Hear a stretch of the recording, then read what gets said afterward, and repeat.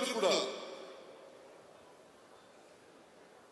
ಈಗ ಒಬ್ಬ ಮೇಲ್ಜಾತಿ ಬಡವ ಬಂದರೆ ಮೇಲ್ಜಾತಿ ಬಡವ ಬಂದರೆ ಅವನ್ನ ಸ್ವಾಮಿ ಬುದ್ಧಿ ಅಂತ ಕೈ ಮುಗಿತೀವಿ.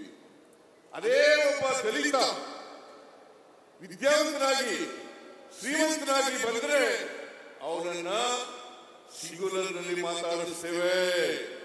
ಇದು ಗುಲಾಮಗಿರಿಯ ಸಂಕೇತ. ಒಬ್ಬ ಮೇಲ್ಜಾತಿಯ ಬಡವ ಬಂದರೆ ಅವನಿಗೆ ಸ್ವಾಮಿ ಬುದ್ಧಿ ಅಂತೀವಿ, ಅವನನ್ನ ಮೇಲ್ಗಡೆ ಕೂಡಿಸ್ತೀವಿ. ಅದೇ ಒಬ್ಬ ದಲಿತ ವಿದ್ಯಾವಂತನಾದರೂ ಕೂಡ ಶ್ರೀಮಂತ ಆದರೂ ಕೂಡ ಅವರನ್ನ ನಾವು ಸಿಂಗುಲರ್ನಲ್ಲಿ ಮಾತಾಡಿಸ್ತೀವಿ. ಇದು ಶೂದ್ರರಿಗಿರ್ತಕ್ಕಂಥ ದಾಸ್ಯದ ಸಂಕೇತ. ಇದನ್ನ ಕಿತ್ತು ಒಗಿಬೇಕು ಪ್ರತಿಯೊಬ್ಬರು. ಇದು ಕಿತ್ತು ಒಗಿರಲಿಲ್ಲೇ ರಾಜಣ್ಣ ನಿಷ್ಠುರವಾಗಿ ಏನೇ ಅದರಿಂದ ಏನೇ ಪರಿಣಾಮ ಆಗಲಿ ಆ ಪರಿಣಾಮವನ್ನು ಎದುರಿಸ್ತೀನಿ ಅಂತಕ್ಕಂಥ ಧೈರ್ಯ ಇರಬೇಕಾಗ್ತದೆ. ಯಾವುದೇ ಪರಿಣಾಮದಿಂದ ಆಗ್ಬೋದು, ಕೆಟ್ಟಗೂ ಆಗ್ಬೋದು, ಒಳ್ಳೇದು ಆಗ್ಬೋದು. ನನ್ನ ಪ್ರಕಾರ ಒಳ್ಳೇದಾಗ್ತದೆ. ನಾನು ಇವತ್ತಿಗೆ ನನಗೆಲ್ಲ ಒಳ್ಳೇದೇ ಆಗಿದೆ,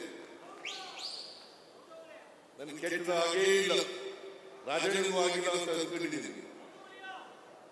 ಈಗ ರಾಜಣ್ಣ ನೋಡಿ ರಿಸರ್ವ್ ಕಾನ್ಸ್ಟಿಟ್ಯೂನ್ಸಿ ಸ್ಪರ್ಧೆ ಮಾಡ್ತಾ ಇಲ್ಲ, ಎಸ್ಟಿಗೆ ರಿಸರ್ವ್ ಆಗಿದೆ. ಸ್ಥಾನಗಳಿದ್ದಾವೆ. 2008ರಲ್ಲಿ ರಿಸರ್ವ್ ಆಯಿತು, 2008ರಲ್ಲಿ ರಿಸರ್ವ್ ಆಯಿತು. ಅವರು ಸಾಮಾನ್ಯ ಕ್ಷೇತ್ರದಲ್ಲಿ ನಿಂತಿರ್ತಾರೆ. ಈಗ 3 ಸಾರಿ MLA ಆಗಿರೋದು ಕೂಡ ಸಾಮಾನ್ಯ ಕ್ಷೇತ್ರದಲ್ಲಿ. ಸಾಮಾನ್ಯವಾಗಿ ಎಸ್ಟಿ ಅವರು ಎಸ್ಟಿ ಕ್ಷೇತ್ರದಲ್ಲಿ ರಿಸರ್ವ್ ಕಾನ್ಸ್ಟಿಟ್ಯೂನ್ಸಿ ನಿಂತಿರ್ತಾರೆ. ಇವರು ಸಾಮಾನ್ಯ ಕ್ಷೇತ್ರದಿಂದ ಗೆದ್ದಿದ್ದಾರೆ. 2 ಸಾರಿ ಸೋತಿರುವುದು, ಗೆಲುವು ಸೋಲುಗಳು ರಾಜಕೀಯದಲ್ಲಿ ಸಾಮಾನ್ಯ. ಶ್ರೀಮತಿ ಇಂದಿರಾ ಗಾಂಧಿ ಅವರೇ ಸೋತರು. ಇಡೀ ದೇಶದ ಜನರನ್ನ ಗೆಲ್ಲಿಸತಕ್ಕಂಥ ಶಕ್ತಿ ಇದ್ದಂತ ಇಂದಿರಾ ಗಾಂಧಿ ಅವರೇ ಸೋತರು. ನಾನು ಸೋತಿದ್ದೀನಿ. ನಾನು 3 ಸಾರಿ ಸೋತಿದ್ದೀನಿ, ಅಲ್ಲ 4 ಸಾರಿ ಸೋತಿದ್ದೀನಿ. 9 ಸಾರಿ ಗೆದ್ದಿದ್ದೀವಿ. 4 ಸಾರಿ ಸೋತಿದ್ದೀನಿ, 9 ಸಾರಿ ಗೆದ್ದಿದ್ದೀನಿ. ಸೋಲು ಗೆಲುವುಗಳು ರಾಜಕೀಯದಲ್ಲಿ. ಆದರೆ ಸೋಲು ಗೆಲ್ಲಿ ನಾವು ಬದ್ಧತೆ ಇರ್ತಕ್ಕಂಥ ವಿಚಾರವನ್ನ, ನಂಬಿಕೆ ಇಟ್ಟುಕೊಂಡಿರ್ತಕ್ಕಂಥ ವಿಚಾರವನ್ನ ಯಾವ ಕಾರಣಕ್ಕೂ ಕೂಡ ಮರೆಯಬಾರದು, ಯಾವ ಕಾರಣಕ್ಕೂ ಕೂಡ ವಿಚಲಿತರಾಗಬಾರದು. ಇದನ್ನ ನಾವು ಮಾಡಿದ್ರೆ ನಾವು ರಾಜಕೀಯದಲ್ಲಿ ಇದಕ್ಕೆ ಸಾರ್ಥಕ ಆಗ್ತದೆ. ನಮ್ಮ ಬದುಕು ಸಾರ್ಥಕ ಆಗ್ತದೆ. ನಾವು ಈ ಹುಟ್ಟು ಸಾವುಗಳಿರ್ತವಲ್ಲ, ಇವು ಇದೇ ಇರ್ತವೆ. ಎಲ್ಲರೂ ಹುಟ್ಟಿದ ಮೇಲೆ ಸಾಯಲೇಬೇಕು. ಒಬ್ಬರು 70 ವರ್ಷ ಬದುಕಬಹುದು, ಒಬ್ರು 80 ವರ್ಷ ಬದುಕಬಹುದು, ಒಬ್ರು 100 ವರ್ಷ ಬದುಕಬಹುದು, ಒಬ್ರು 120 ವರ್ಷ ಬದುಕಬಹುದು. ಆದರೆ ಈ ಹುಟ್ಟು ಸಾವಿನ ನಡುವೆ ಇದೆಯಲ್ಲ, ಅದನ್ನು ಸಾರ್ಥಕ ಮಾಡತಕ್ಕಂಥ ಪ್ರಯತ್ನ ಮಾಡತಕ್ಕಂಥದ್ದೇ ನಿಜವಾದಂಥ ಬದುಕು ಅಂತಕ್ಕಂಥದ್ದನ್ನ ಅರ್ಥ ಮಾಡಬೇಕು. ನೀವು ಒಂದ್ಸಾರಿ ಇದ್ದೀವಿ ನೋಡ್ಬೇಕು. ಪ್ರತಿಯೊಬ್ಬರು ಕೂಡ ಹುಟ್ಟಿದ ಮೇಲೆ ನನ್ನ ಜೀವನ ಸಾರ್ಥಕ ಆಗಿದೆಯಾ ಇಲ್ವಾ ಅಂತೇಳಿ ಒಂದ್ಸಾರಿ ಹಿಂದಿರುಗಿ ನೋಡಬೇಕು. ನಿಮಗೆ ಸಮಾಧಾನ ಆದರೆ, ನಿಮ್ಮ ಜೀವನ ಸಾರ್ಥಕ ಆಗಿದ್ರೆ ಹುಟ್ಟಿದದಕ್ಕೆ ಸಾರ್ಥಕ ಆಗ್ತದೆ, ಇಲ್ಲದ್ರೆ ಸಾರ್ಥಕ ಅಲ್ವಾ? ಅದನ್ನ ರಾಜಣ್ಣ ಅವರ ಜೀವನವನ್ನು ಸಾರ್ಥಕ ಮಾಡ್ಕೊಂಡಿದ್ದಾರೆ.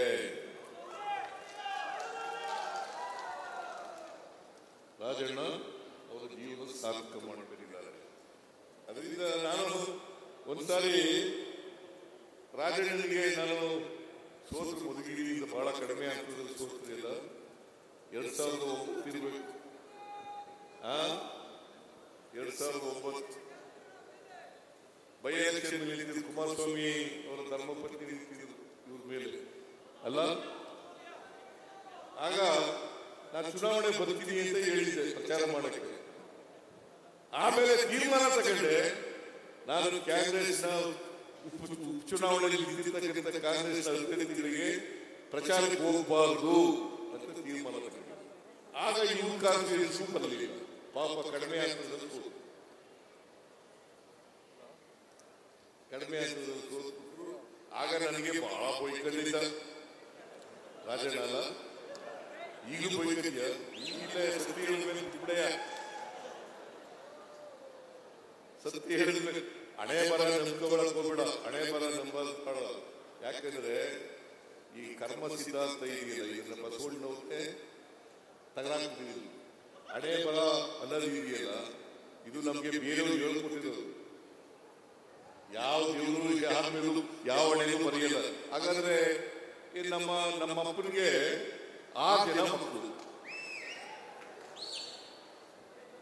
ನಮ್ಮ ಅಣ್ಣ 4ನೇ ತರಗತಿವರೆಗೂ ಓದ್ತ, ಇನ್ನಿಬ್ರು ತಮ್ಮದಿರು ಓದಲೇ ಇಲ್ಲ, ಇಬ್ರು ಅಕ್ಕದಿರು ಓದಲೇ ಇಲ್ಲ. ಅವ್ರಿಗೆಲ್ಲ ಬರೆದಿದ್ದ ದೇವರು ಓದ್ಬೇಡ ನೀವು ಅಂತ ಶಾಲೆಗೆ ಹೋಗ್ಬಿಡಿ, ನನಗೆ ಮಾತ್ರ ನಾವು ಓದೋದು ಬರೆದಿದ್ದ, ಚೀಫ್ ಮಿನಿಸ್ಟರ್ ಆಗುವಂತ ಬರೆದಿದ್ದ. ಹಾಗಾದ್ರೆ ತಾರತಮ್ಯ ಮಾಡೋದು, ಒಬ್ರಿಗೊಬ್ರಿಗೆ ತಾರತಮ್ಯ ಮಾಡೋದಿದೆಯಲ್ಲ, ದೇವರು ಯಾರು ತಾರತಮ್ಯ ಮಾಡಲ್ಲ. ಅದಕ್ಕೆ ಬಸವಾದಿ ಶರಣರು ಈ ಕರ್ಮ ಸಿದ್ಧಾಂತವನ್ನ ತ್ಯಜಿಸಿದರು.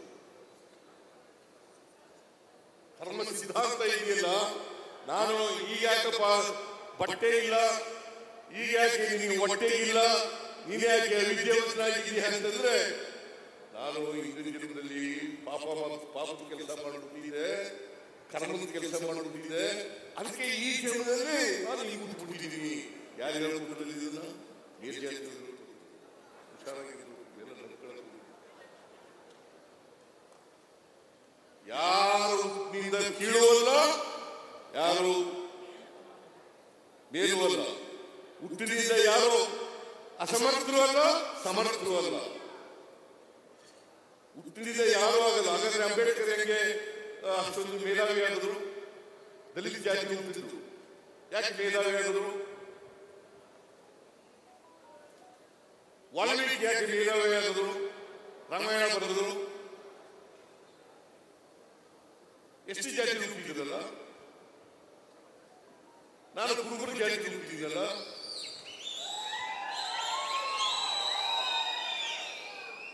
ಅದರಿಂದ ಹುಟ್ಟಿನಿಂದ ಯಾರು ದಡ್ರು ಅಲ್ಲ,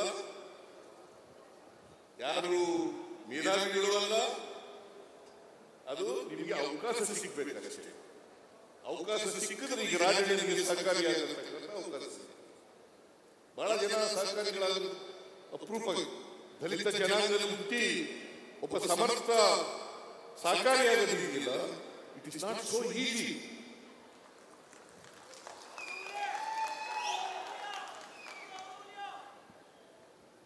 ನಾವು ಅವಕಾಶ ಸಿಗ್ಬೇಕಷ್ಟೇ. ನನಗೆ ಅವಕಾಶ ಸಿಕ್ತು, ನಾನು ಬೆಳೆದು, ನಾನು ಲಾಯರ್ ಆದೆ, MLA ಆದೆ, ಮುಖ್ಯಮಂತ್ರಿ ಆಗಲಿಕ್ಕೆ ಅವಕಾಶ ಸಿಕ್ತು. ಆಗ್ತದೆ ಇಲ್ಲ. ನಾನು ಓದ್ದೆ ಹೋಗಿದ್ರೆ ಏನೂ ಆಯ್ತಿರ್ಲಿಲ್ಲ. ಅದಕ್ಕೆ ನಾನು ರಾಜಪ್ಪ ಮೇಷ್ಟ್ರು ಯಾವಾಗ ನೆನಪಿಸ್ತಾ ಇರ್ತೀನಿ. ನಾನು ನೇರವಾಗಿ 5ನೇ ತರಗತಿ ಸೇರಿದೆ. ಆ ರಾಜಪ್ಪ ಮೇಷ್ಟ್ರು ಬರದೇ ಹೋಗಿದ್ದೆ ನಮಗೆ ಹೆಡ್ ಮಾಸ್ಟರ್. ನಾನು 5ನೇ ತರಗತಿ ಸೇರ್ಕತ್ತೇನೂ ಇರಲಿಲ್ಲ, ವಿದ್ಯಾವಂತ ಆಯ್ತಾನೂ ಇರಲಿಲ್ಲ, MLA ಆಯ್ತಾನೂ ಇರಲಿಲ್ಲ, ಮುಖ್ಯಮಂತ್ರಿ ಆಯ್ತಾನೂ ಇರಲಿಲ್ಲ. ಆಮೇಲೆ ಬಾಬಾ ಸಾಹೇಬ್ ಅಂಬೇಡ್ಕರ್ ಅವರು ಸಂವಿಧಾನ ಇದೆಯಲ್ಲ, ಅದು ಇಂಥ ಸಂವಿಧಾನ ಇರೋದ್ರೆ ನಾವೆಲ್ಲರೂ ಕೂಡ ಮುಖ್ಯವಾಗಿ ಬರಕ್ಕೆ ಆಗ್ತಾನೇ ಇರಲಿಲ್ಲ. ನಾವು ಅವಕಾಶ ಸಿಕ್ಕಿದಾಗ ಈ ಸಮಾಜದಲ್ಲಿ ಬದಲಾವಣೆ ತರಲಿಕ್ಕೆ ಪ್ರಾಮಾಣಿಕ ಪ್ರಯತ್ನವನ್ನು ಮಾಡಬೇಕು. ನಾನು ಅದಕ್ಕೆ ಹಿಂದೆ ಮುಖ್ಯಮಂತ್ರಿ ಆಗಿರುವಾಗ, ಈಗ ಮುಖ್ಯಮಂತ್ರಿ ಆದಾಗ, ಕಾಂಗ್ರೆಸ್ ಪಕ್ಷ ಅಧಿಕಾರಕ್ಕೆ ಬಂದಾಗ ನಾವು ಸಮಾಜದಲ್ಲಿ ಬಡತನ ಹೋಗಲಾಡಿಸು, ಸಾಮಾಜಿಕ ಆರ್ಥಿಕ ಶಕ್ತಿಯನ್ನು ತುಂಬತಕ್ಕಂಥ ಕೆಲಸ ಮಾಡಬೇಕು. ಅದು ಮಾಡಿದಾಗ ಮಾತ್ರ ಸಮಾಜದಲ್ಲಿ ಬದಲಾವಣೆಯನ್ನು ಮಾಡಲಿಕ್ಕೆ ಆಗ್ತದೆ. ಅದಕ್ಕೋಸ್ಕರ ನಾನು ಯಾಕೆ ರಾಜಣ್ಣವ್ರನ್ನ ನಂಬ್ತೀನಿ, ಪ್ರೀತಿಸ್ತೀನಿ ಅಂತಂದ್ರೆ ಅವರ ಬಡವರ ಮೇಲೆ ಇರ್ತಕ್ಕಂಥ ಕಾಳಜಿ, ಬಡವರ ಮೇಲೆ ಇರ್ತಕ್ಕಂಥ ಕಾಳಜಿ ಯಾವುದೇ ಜಾತಿ ಸೇರಿರಲಿ. ಈಗ ನಾವು ಗ್ಯಾರಂಟಿ ಯೋಜನೆಗಳನ್ನು ಜಾರಿ ಕೊಟ್ಟಿದ್ದೀವಿ. ಅದರ ಜಾತಿ ಇದೆಯಾ, ಪಕ್ಷ ಇದೆಯಾ, ಧರ್ಮ ಇದೆಯಾ? ಎಲ್ಲ ಜಾತಿಯವರು ಇದ್ದಾರೆ. ಬಿಜೆಪಿ ಅವರಿಲ್ವಾ, JDS ಅವರಿಲ್ವಾ? ಅವ್ರನ್ನೆಲ್ಲ ಬಿಟ್ಟಿದ್ದೀವ ನಾವು.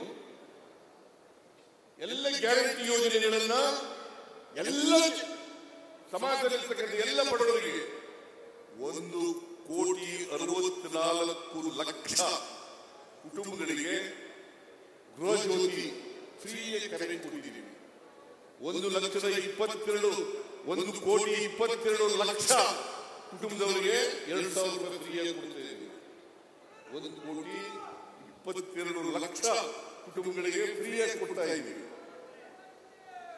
ಎಲ್ಲ ಮಹಿಳೆಯರು, ಜಾತಿ ಇದೆಯದು ಏನಮ್ಮ, ಎಲ್ಲ ಮಹಿಳೆಯರಿಗೂ ಕೂಡ ಫ್ರೀಯಾಗಿ KSRTC ಬಸ್ ಓಡಾಡ್ಬೋದು ಅಲ್ವಾ? ಅದನ್ನು ಇಂಥ ಜಾತಿಗೆ ಹೋಗ್ಬೇಕು ಅಂತ ಹೇಳಿದೀವ, ಇಂಥ ಪಕ್ಷದವರಿಗೆ ಹೋಗ್ಬೇಕು ಅಂತ ಹೇಳಿದೀವ.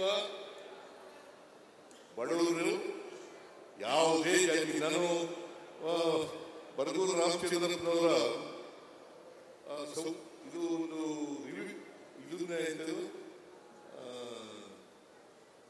ನಿಮ್ಮ ಲೇಖನದಲ್ಲಿ ಓದಿದೆ ನಾನು. ರಾಜಣ್ಣವರು ಉತ್ತರ ಕೊಟ್ಟವ್ರೆ ಏನಂತ ಅಂತಂದ್ರೆ,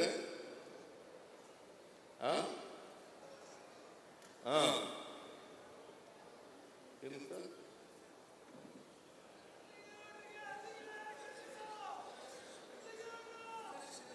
ಸಂದರ್ಶನದಲ್ಲಿ ಓದಿದೆ. ಸಂದರ್ಶನ ಮಾಡಿದ್ದಾರೆ ಅವರು, ಲೇಖನರು ಬರೆದು ಸಂದರ್ಶನರು ಮಾಡಿದ್ದಾರೆ. ಅದರ ಸಂದರ್ಶನ ಓದಿದೆ, ಸುಮ್ಮನೆ ಬರುವಾಗ ಕಣ್ಣಾಡಿಸ್ತೆ. ಅದರಲ್ಲಿ ಅಲ್ಲಿ ರಾಜಣ್ಣ ಹೇಳಿದ್ದಾನೆ, ನೋಡಪ್ಪ, ನಾವು ಯಾವ ಧರ್ಮ ಜಾತಿ ಎಲ್ಲ ನೋಡ್ಬೋದು. ಆಮೇಲೆ ಇವತ್ತಿಗೂ ಕೂಡ ಶಾಲೆ ಫೀಸ್ ಇಲ್ಲ. ಒಂದು ಘಟನೆ ಅವ್ರ ಮೇಲೆ ದೊಡ್ಡ ಪರಿಣಾಮ ಬೀರುತ್ತದೆ. ಯಾರೇ ಬರಲಿ, ಯಾವ ಜಾತಿಯವರ ಬರಲಿ, ಯಾವ ಧರ್ಮದವರ ಬರಲಿ, ನಮ್ಗೆ ಆಗದೇ ಇರೋರು ಬರಲಿ, ಗೊತ್ತಿರೋರು ಬರಲಿ, ಗೊತ್ತಿಲ್ಲದೆ ಇರೋರು ಬರಲಿ, ಅವ್ರಿಗೆಲ್ಲರಿಗೂ ಕೂಡ ಇವತ್ತು ಫೀಸ್ ಕೊಡ್ತೀನಿ ನಾನು ಅಂತ ಬರ್ತಿದ್ದಾರೆ. ನಿಮ್ಮ ಸಂದರ್ಶನದಲ್ಲಿ ಅದನ್ನು ಹೇಳಿದ್ದಾರೆ ರಾಜಣ್ಣವರು. ಅದು ಇರಬೇಕು. ಆ ಗುಣ ಪ್ರತಿಯೊಬ್ಬರಿಗೂ ಕೂಡ ಬರಬೇಕು. ಕಷ್ಟದಲ್ಲಿರೋರಿಗೆ ಸಹಾಯ ಮಾಡ್ತಕ್ಕಂಥ, ಸಹಾಯ ಮಾಡಿದವರು ಓದಿ ದ್ವೇಷಿಸಬಾರದು. ಯಾವ ಕಾರಣಕ್ಕೂ ಇನ್ನೊಬ್ಬರನ್ನು ದ್ವೇಷಿಸಬಾರದು. ಅದನ್ನು ಮಾಡ್ತಕ್ಕಂಥ ಕೆಲಸ ಮಾಡಬೇಕು. ರಾಜಣ್ಣವರು ಈ 74 ವರ್ಷಗಳು ಮಾಡ್ಕೊಂಡು ಬಂದಿದ್ದಾರೆ. ಮುಂದೆನೂ ಕೂಡ ಮಾಡಲಿ ಅಂತೇಳಿ ಈ ಸಂದರ್ಭದಲ್ಲಿ ಹಾರೈಸಿ, ಅದಕ್ಕೋಸ್ಕರ ಹೆಚ್ಚು ಕುಟುಂಬದವರಿಗೆ ಅವರಿಗೆ ಹೆಚ್ಚು ಆಯುಷು ಆರೋಗ್ಯಗಳನ್ನು ಕೊಡಲಿ ಅಂತೇಳಿ ನಾನು ಪ್ರಾರ್ಥನೆ ಮಾಡಿ ನನ್ನ ಮಾತುಗಳನ್ನು ಮುಗಿಸ್ತೇನೆ. ಮತ್ತೊಮ್ಮೆ ರಾಜಣ್ಣವರಿಗೆ ನಾನು ಹುಟ್ಟುಹಬ್ಬದ ಶುಭಾಶಯಗಳನ್ನು ಕೋರಿ, ಜೈ ಹಿಂದ್, ಜೈ ಕರ್ನಾಟಕ.